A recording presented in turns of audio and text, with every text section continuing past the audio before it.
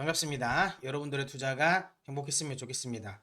캐시메이커 문서진입니다.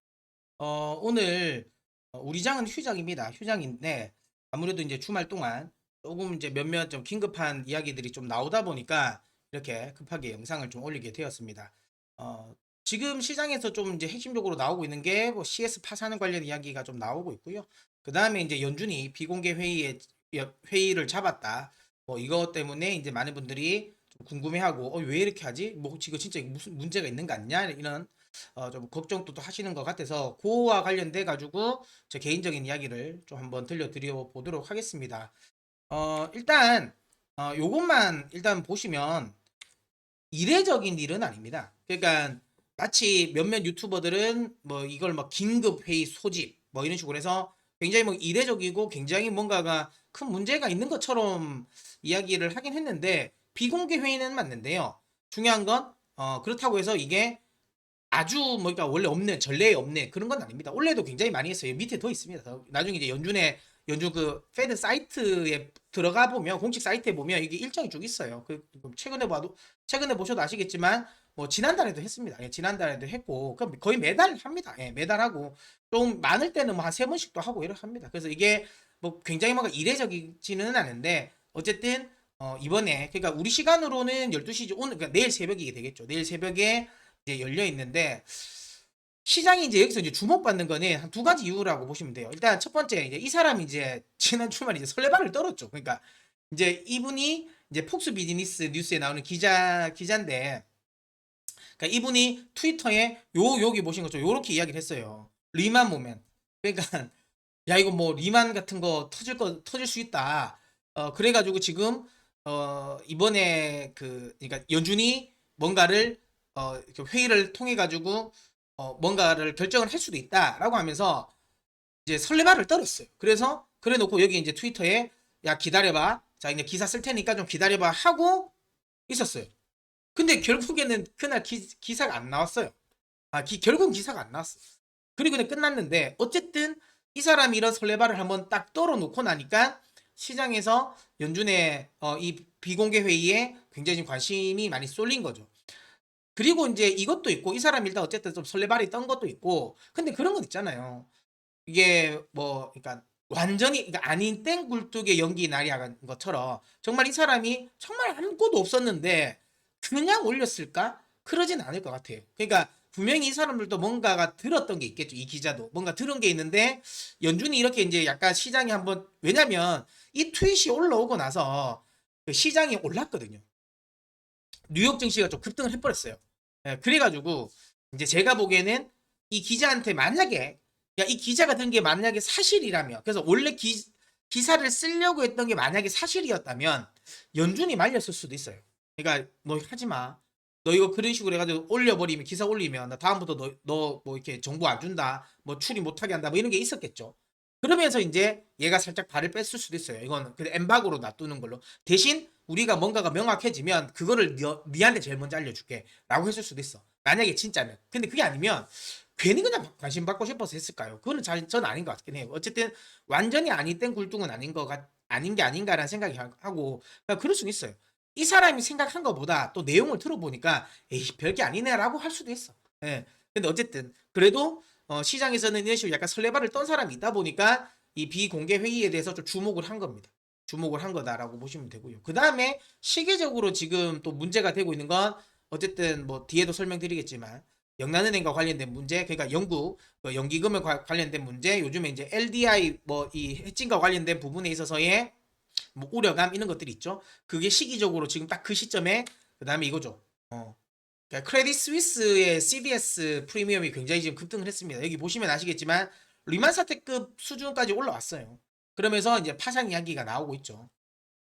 근데 이 크레딧 스위스의 파산은 이번에 이야기가 나온 건 아닙니다. 이미 실적이 너무 안 좋아가지고 이미 CEO도 교체가 됐잖아요. 이미 CEO도 교체가 됐고 그 다음에 지금 뭐 유럽 상황을 보시면 아시겠지만, 그러니까 이 크레딧 스위스의 파산을 이야기하는 대부분의 사람들은 그러니까 그 크레딧 스위스의 지금 CDS 프리미엄이 굉장히 높고 그 다음에 지금 주가를 한번 봐봐라. 지금 리만 때보다 훨씬 더 많이 떨어졌다라고 하는데 당연한 거 아니에요? 여러분 그거는 상황이 당연한 거지.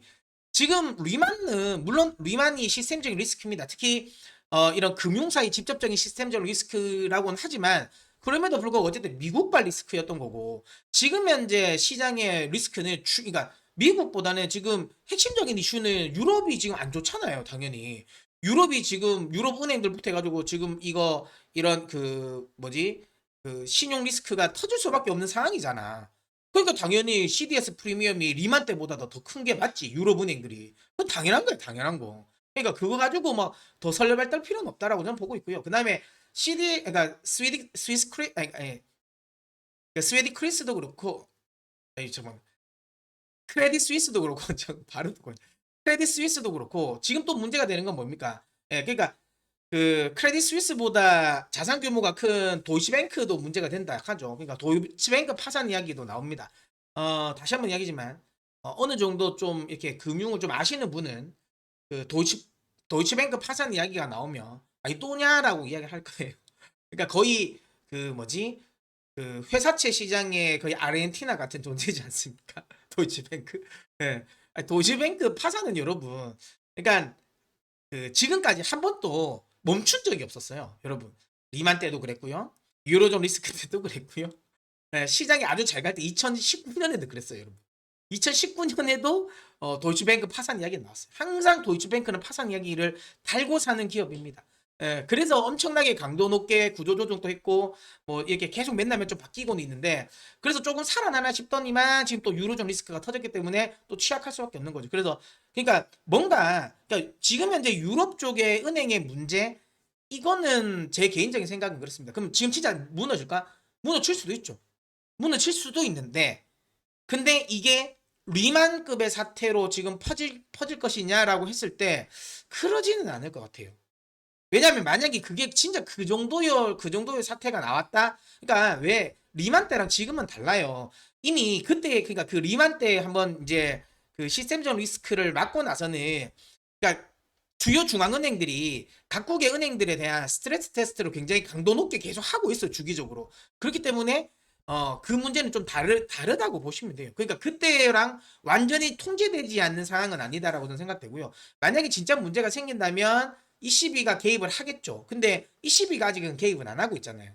그러니까 그런 걸 보면 제가 보기엔 그 문제는 아닐 것 같다라는 생각이 들고요. 만약에 그리고 또 만약에 ECB가 또 여기서 예를 들어 문제가 진짜 터져버리면 그러니까 리만 때는 그러니까 이 그러니까 터지고 나서 문제를 수습했잖아. 근데 그렇게 수습하고 나니까 문제가 더 커진다는 걸 교훈 삼아 알잖아요. 지금 주요 중앙은행들이.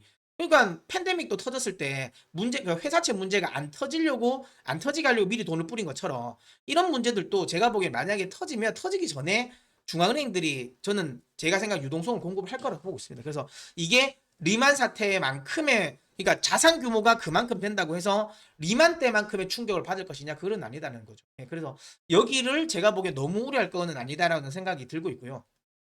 어쨌든 근데 시기적으로 이 이제 크레딧 스위스의 파산 이야기가 나오는 시점에서 또 연준이 그 긴급 회의를 하니까 혹시 이것 때문인가라는 생각을 할 수도 있는 거죠. 근데 저는 이건 아니라고 생각되고요. 그러면 이제 뭐 연준은 그러면 무슨 이야기를 하려고 이런 걸 할 거라는 건데 제 개인적인 생각입니다. 가장 유력한 건 이겁니다. 근데 이건 너무 좀 김이 빠지는 거 아이고 너무 김 빠지는 이야기이긴 한데 이거 허리케인 이안에 대한 대책 논의가 아닐까요? 그러니까 이번에 그 그러니까 플로리다 쪽으로 해가지고 지금 이제 태풍이 허리케인이 큰 게 갔죠. 이거 뭐 100년 만에 한 번 진짜 완전 나올 만한 거다라고 하면서 옛날에 뭐 샌디 뭐 그만큼의 지금 뭐 카타리나 샌디 막 이 정도 급이다라고 이야기하고 있잖아요. 이제 피해도 굉장히 많은데 그러니까 여기에 대한 대책 논의를 하기 위한 게 아닌가라는 저는 생각을 합니다. 저는 개인적으로. 근데 저는 이게 아니었으면 좋겠어요. 차라리 이제 이 다음에 나오는 거였으면 좋겠습니다. 그러니까 이게 만약에 맞으면 사실 시장에는 아무 영향을 주지 않습니다. 그러니까 저게 맞다면 시장에는 아무 영향을 주지 않는다. 그러니까 뭐 지금 대책 계획이 있으니까 그 예를 들어 뭐 그 공급망 관련 이슈도 있을 수 있잖아요. 그러면 뭐 이것도 좀 잘하고 한번 보고 혹시라도 그쪽에 있어서 뭐 은행들이 뭐 기업들이 좀 뭐 이렇게 대출이나 이런 게 있으면 조금 더 원활하게 해주라 뭐 이런 이야기일 거예요. 원론적인 이야기니까 이건 정말 아무 의미가 없어요. 근데 가능성은 이게 높을 것 같다라는 생각이 들고요. 만약에 아까도 얘기했지만 ECB랑 도이치뱅크의 파산 우려감이면 연준이 먼저 움직이진 않았을 거예요. 그러니까 ECB가 먼저 움직였을 겁니다. ECB가 먼저 움직였을 거라 보기 때문에 이것도 저는 개인적으로는 가능성은 낮다고 봐요. 가능성은 낮다고 보고 그다음 또 하나는 긴축 스탠스 유지 여부인데 이것도 가능성 낮겠죠. 지금 뭐 지난주까지만 하더라도 계속 지금 긴축해야 된다고 했는데 여기서 갑자기 시장이 아무 문제가 없는데 긴축 스탠스를 더 유지해야 되냐 말아야 되냐라고 할 것 같진 않아요. 그래서 이것도 아닐 것 같고요. 그러면 이제 그 다음에 요거는 근데 한번 기대를 해볼 수 있는 건 있죠. 왜냐면 지금 영란은행이 이것도 뭐 이야기 드렸지만 그러니까 우리는 그러니까 지금 글로벌 주요 연금 펀드들은 대부분 이 전략을 씁니다. 그러니까 LDI 전략을 쓸 수밖에 없어요. 왜냐하면 이제 연금 펀드들은 구조사 그러니까 수익을 많이 남기는 게 중요한 게 아니잖아요. 수익금을 남겨가지고 뭔가를 주려고 하는 게 아니라 결국에는 그러니까 앞으로 얼마의 돈이 나간다. 그러니까 그만큼 돈을 채워 넣, 그러니까 그만큼 나갈 수 있게 채워 넣는 거잖아. 그러다 보니까 이제 자기들이 이제 이런 채권 금리를 거기를 맞추는 거죠. 앞으로 돈이 예를 들어 뭐 예를 들어 한 1억 불 정도가 나가야 되면 그 1년 후에 1억 불이 나갈 수 있게 이 구조를 맞춰 놓는 거잖아요. 그게 이제 가장 하기가 좋은 게 이제 금리 상품을 가지고 이제 맞출 수 있으니까. 왜냐면 뭐 대체 투자라든지 아니면 주식 투자 같은 경우는 변동성이 크기 때문에 정확하게 못 맞춘단 말이야. 그러니까 그런 일정에 이제 맞출 수 있는 거는 결국 채권 투자가 될 수밖에 없는 거고 그러다 보니까 이제 금리에 투자를 많이 할 수밖에 없죠. 근데 이제 중요한 건 이렇게 금리는 대신 내가 이렇게 계획을 다 짜놨는데 금리가 갑자기 만약에 예를 들어 급등이나 그러니까 만약 급락을 해버리면 금리가 갑자기 급락을 해버리면 그렇게 돼버리면 손해를 볼 수밖에 없잖아요. 그러면 안 되기 때문에 이걸 해지를 하는 겁니다. 그러니까 지금까지 연준이 아니라 지금까지 근 10년 동안 10년이 뭡니까? 근 20년 가까이 됐죠. 근 20년 동안 글로벌 그러니까 시장은 우리는 금융 환경에서는 인플레이션이라는 건 없었잖아요. 인플레이션이라는 거 경험해보지 않았단 말이에요. 그러니까 금리가 올라간다는 걸 상상할 수가 없었던 거지. 그러니까 항상 그러니까 이 연기금들은 금리 상승에 대한 리스크는 없었어. 없을 수밖에 없지. 왜냐면 금리가 상승하는 것 자체가 나쁜 게 아니니까, 걔들은. 그러니까 대부분 다 금리가 떨어지는 구간이니까 금리 하락에 대한 거는 리스크였던 거예요. 그러니까 해지를 거기에 많이 건 거예요. 그러다 보니 금리가 하락할 때 이제 해지를 거는 거. 그러니까 선물로 걸어 놨겠죠. 선물로 걸어 놓다 보니, 놓은 상황에서 최근에 금리가 급등을 해버린 거 아니겠습니까? 금리가 급등하면서 이제 걔들이 선물로 포지션으로 잡아놨던 포지션이 지금 다 마진콜이 돼버리고 그러다 보니까 그 계약을 유지하려면 증거금이 필요한 거고 그러니까 돈이 더 필요하고 뭐 그러려면 그 기존에 있는 걸 만약에 마진콜 당하면 청산돼 버리고 기존에 있는 그러니까 이 선물을 해보신 분은 아시겠지만 매수로 들어간 포지션은 매도로 청산돼요.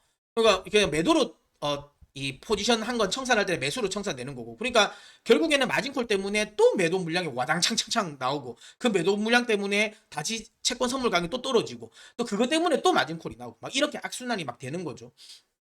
그 다음에 이제 얘들이 증거금을 채우려야 되니까 돈이 없으니까 가지고 있는 이 채권 자산을 또 팔아서 또 유지를 한다. 그럼 또 채권 매도 물량이 또 나오고 막 이런 것들이 악순환되면서 결국은 연기금이 파산된다. 해지를 잘못해가지고 이거 파산된다라는 거죠. 그래서 이제 영란은행이 긴급하게 와 이거 놔두면 진짜 연기금 파산되겠는데라고 싶어서 긴급하게 지금 이제 장기물을 매수를 해주는 거잖아요.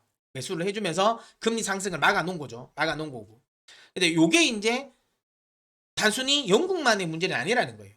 미국도 그래 될 수 있다라는 거고 가능성이 있죠. 충분히 가능성이 있죠. 근데 이걸 해보니까 만약에 페드도 야 이거 뭐야 지금 우리 연금도 지금 이런데 우리 연금 펀드도 지금 이런데 라고 생각할 수도 있습니다.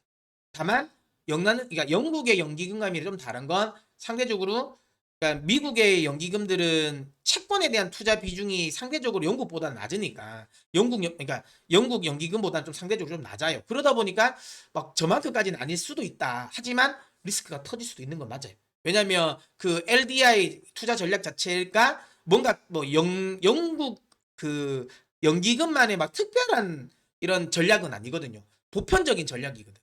그렇다면 많은 그러니까 주요 연기금들이 이번에 금리가 급등을 함으로 인해 가지고 문제가 생겼을 수도 있다는 거죠. 이거와 관련돼 가지고 연준이 회의를 하실 수도 있습니다. 만약에 그렇게 됐을 때 이게 만약에 맞다면 그렇다면 지금 아무래도 연준은 QT도 하고 있잖아요. 그러면 QT 물론 제대로는 안 되고는 있지만 유동성 때문에 그러니까 연준은 이거예요.